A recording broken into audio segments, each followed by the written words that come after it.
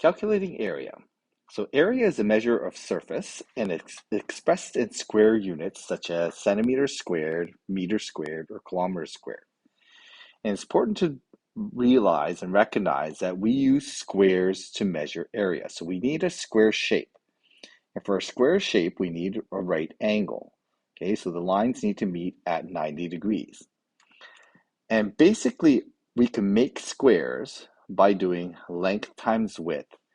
And as long as the length and width are at 90 degrees, it's going to make squares. So we're going to look at the grid here, and we're going to see how many squares we get when we have a certain length times a certain width.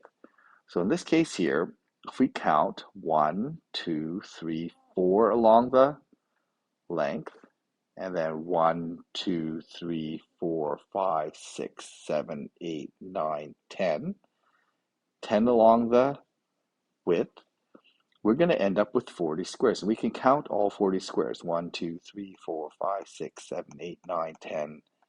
And we can get 4 groups of 10, and that's going to count exactly 40 squares. And those square shapes are what we're measuring. We're measuring all these squares, and we're going to end up with, just going to erase these dots here.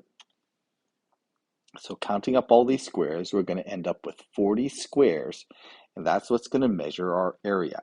So 4 times 10 gives us 40 squares in that grid. And again, as long as the 4 and the 10 are at 90 degrees, they will make squares for us. So this is what we want you to do. We want you to write this, be able to understand this diagram, and then write it in its calculation form. So we have 4 times 10, that's our length and width, and that gives us 40 squares. Okay, and that's how we find area. So here we have 1, 2, 3, 4, 5 along the length. 1, 2, 3, 4, 5, 6, 7, 8 along the width. We have 5 times 8, and that's going to give us 40 squares. Okay, so inside this grid, we can count up 40 squares. So if you actually count up the number of squares that you see, okay, go ahead and do that. We're going to see that there are actually 40 squares. And when we count these up, this is the most reliable.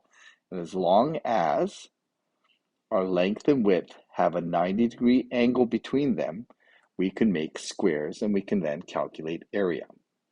So do these next ones, and I will, in the next video, there'll be the answers for C and D.